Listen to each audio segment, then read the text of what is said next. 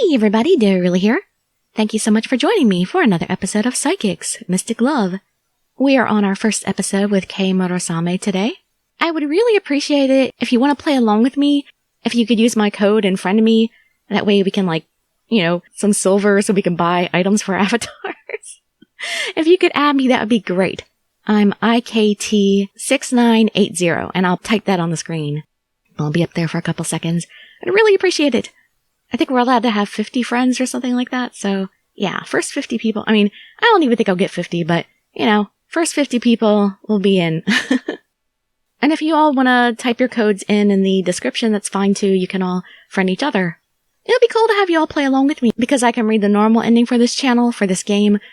The company Accela actually allows us to do videos of the endings, the normal ones for a change, whereas most of the other mobile companies don't allow any ending videos, but I can't air the good ending, only the normal one. So if you play along with me, then you have a chance to go ahead and get the good ending for yourself. So I think that's a pretty cool idea. And I can't show any of the special scenes or anything like that. But at the very least, I can share the main story, which should be lots of fun for all of us, I hope. Hope you all will enjoy this. So let's get started with him. You can just sit back, relax, and let me read you a story. I wonder who that beautiful boy was with the glasses. He arrived out of nowhere, told me to work with Mr. Kiryu, and then left. Mr. Iseki called him Sir Murasame. They were very far apart in years. I mean, not to the extent that they could have been a parent-child relationship. Yet he referred to him as Sir. I just closed my eyes once again. I felt my mind wandering off more and more as the cold voice echoed in my ears. I want you to work with Kiryu. Why did that man say such a thing to me? Reasons we'll find out. Chapter 1. I was woken up by the startling and menacing noise of the alarm clock. Nothing worse in the world than that. I reached out my hand trying to feel where it was and stop it. I stretched under the covers. I wasn't working last night, so I know I'm well rested. Besides, I was feeling very good this morning in particular. I can work again with Mr. Kiryu today. Hooray! I get to work with my hero. Remembering that brings up my spirits. The detective who saved me from the depths of despair 10 years ago. He's been my boss for a few days now. I'm going to work so hard, and you'll be happy to have me around. I swear. I jump out of bed and throw my blanket off me in one go. I wash my face and get ready for work. Good morning. Oh, good morning, Takuya. Takuya, who lived in the same building as me, walked through his front door at just about the same time as me. Good timing, man. Are you heading to work now? Yeah, you too? Yeah, we should walk together for a bit. Sure, why not? Yeah. We each locked our own doors and started walking side by side. Yeah, so this slightly graying older customer had this intense face and ordered ice cream sundae. And before I knew it, these other two salarymen blurted out, we'd also like the same. That's funny. I don't see how that's funny, but I guess so. Talking to Takuya is really enjoyable as always. He's a popular server at his work, and his pleasant demeanor brings all the ladies in. Oh! I noticed something on Takuya's neckline. Huh? What? I pick off a piece of food from his clothes and throw it off to the road. You had something on you. Oh, that's really embarrassing. Don't worry about it, it's not a big deal. Takuya looked embarrassed as his eyes widened. Oh, come on, how long have we known each other? How embarrassing could that possibly be? He started looking all over for other bits of food he might have on him. He's like a helpless younger brother to me. I'm pretty sure he's older than me, though. I think I prefer someone with a little more charm. I secretly think to myself, yeah, he's not my type. I like mysterious guys, the kind who guide me and let me lean on them. Like Kei Murasama? Thoughts like these were going through my head when Takuya's hand grabbed my shoulder and he pulled me behind him. Well, that was sudden and forward. Huh? What is it? I followed Takuya's gaze. I saw the shadow of a man. It was a slightly androgynous-looking youth wearing glasses.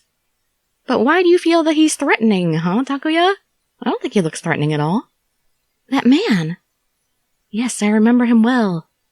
I want you to work with Kiryu. I recognize him from that time. How could you forget a face like that? I've seen him around here too. He was looking up at your room from outside, Hanami. What? Stalker! He looked over and our eyes met. He watches me and smells faintly just like before. He waved and left the scene.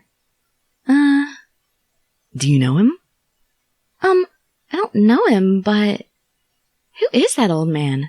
What old man? What are you talking about? You were just calling him young. You were just calling him a youth a second ago. Why does he loiter around me?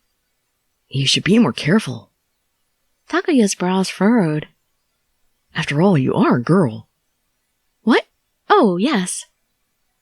I may be a girl, but I'm also a police officer. Don't take me lightly, little brother type. Mr. Kiryu was already at his desk when I arrived at work. Good morning. Morning. He peered over at me and went back to his paperwork. Ah, he's so hot. He's not the friendliest. However, he is an important person who's given me a second shot at my life. Mr. Kiryu, I've made painstaking efforts to stand next to him at work. Oh, I shudder to think of what would happen to me if Mr. Kiryu hadn't reached out. Yo, Ayamura, what's up? A shrill voice brought me back to reality, even though I was daydreaming. Good morning, Yusuke. Did you not see me? A little harsh of you to say hi to only Mr. Kiryu. That's not it. Sorry, I just didn't see you. I'm not used to how comfortable this guy is with me, after working together for only a few days. Do you think you could stop being so chummy? This isn't school, this is a workplace. Besides, I've been here longer than you, and... But you're so cute, Hanami, I can't help it. All the cute girls are my friends. Yeah, I'm giving him my womanizer voice. He seems like that type to me. The playboy. Ugh, he's like this all the time. No matter how many times I try, it's no use. I give up. Huh? Where's Shiori? I look for the coworker who's always in the corner of the room on the PC. Well, Mr. Nojo's off duty. Oh, right. Even if he's here, we barely have a conversation. He's just rude. Honestly, it's better that he's not here. He's basically like Nick, your company's computer guy, on those old Saturday Night Live skits. All right. I headed to the office with all the files to start working. Huh? I don't see the files in question. Uh-oh. I thought I put them here, though. Are you looking for this? I heard a voice from behind me. Mr. Kiryu was looking very stern as I turned around. In his hands he held the S number 5 case file. Oh yes, that's it. Thank you. I reached out my hand when Mr. Kiryu pulled the file away. Hey! Rude, we're not children. I told you not to bother with this one. The S number 5 case, also known as the salamander incident. It's the case that Mr. Kiryu has been on forever. But I try to keep my calm as Mr. Kiryu grills me down. I was sent here so that I could work under you, Mr. Kiryu. As your partner, Don't even bother. It's annoying. Mr. Kiryu turned to his desk and gave me the cold shoulder. Hey, it's an assignment. You gotta accept it. I don't recall ever saying that you were my partner either. You don't have a choice. You have a boss. Mr. Kiryu. His words were far too harsh, and he's been the man of my dreams for the past 10 years. How's it feel to be rejected by your idol? I feel myself shriveling down, a big contrast to my full heart from this morning. My heart ached. Don't worry about it. You don't know what it's like, Yusuke. Yusuke tries to cheer me up in a soft voice. Don't worry. Shut up. That's the last thing I want to hear from him, and it makes things worse. I sighed and got back to my seat. That was when the phone on my desk rang. Caller unknown. I picked up the phone immediately. Hello, this is... I was about to do the usual drill when... Salamander. What? My mind was blank when I was interrupted by that word. Wait, The red light district in Kei City, by the riverside, Segreto basement. I heard a relaxed youth's voice over the line. Excuse me, but please give me your name and address first. Blip. The phone went dead. They hung up. Was that a prank phone call? But it was no mistake. They definitely said the word salamander. I can't just dismiss that as a prank phone call. I looked over at the memo I jotted down. Red Light District, Kei City, Riverside, Segreto Basement. What is Segreto? Is that an establishment? Hey, Hanami, who is that call from? I jumped up when my boss asked me. It was... I shoved the memo deep down my pocket. How should I answer? I think it was just a prank phone call. People have no lives. Phew. I put my hand to my chest out of relief. I'm glad he wasn't suspicious. He's foolish not to be suspicious. But, oh well, that's to our benefit, I guess. I squeezed the note in my pocket. Maybe it is just a prank phone call. My heart was racing. Maybe it's related to Salamander. I have to know. So, of course, we're going to go check it out all by ourselves. I slipped out of the station when the lunch break started. Just in case, I left a note on the whiteboard, marking my absence. I bet Mr. Kiryu's going to be mad as soon as I get back. I guess we're prepared to deal with that, if we're just going off. This is the right place, right? I looked around. The red light district in broad daylight can be a lonely place. I know that at night it's a wild place full of dreams. It was so dead during the day, though. The Riverside Sea Grate. Every step of the way, I looked at each sign and each billboard that I passed. At times, men with shady looks in their eyes would stare and watch me. Keep your distance, boys. Officer of the law here. I stopped in front of a multi-tenant building. There was a sign for the different floors of a building that read, Segreto for the basement floor. It seems to have a bar. Could it be here? I slowly went down the steps of the dark and narrow stairs. I was in front of a dusty door. I don't trust this at all. I figured as much. A bar in the middle of the day. The closed sign was prominently displayed, and the door was locked. I peered through the cloudy glass into the door. It was dark and unlikely that anyone was there. Maybe I should come back again at night. I watched the door closely, thinking to myself.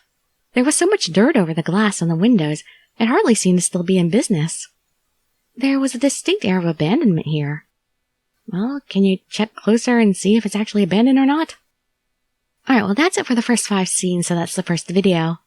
So, next episode, we'll see if we find anything out about this bar or not, see if we can make any progress on the Salamander case, see if we got ourselves in trouble by acting alone. But hey, it's partly Mr. Kiryu's fault because he's being mean to us and won't let us in on things. And he's not taking his assignment seriously. Well anyway, I hope to see you in the next video, or in some of my other ones, and I'd be so grateful for any likes, comments, subscriptions, or shares with your friends to show some support. Thank you so much for joining me, and I wish you all health, happiness, and safety. Dirili signing out. Bye-bye, everybody.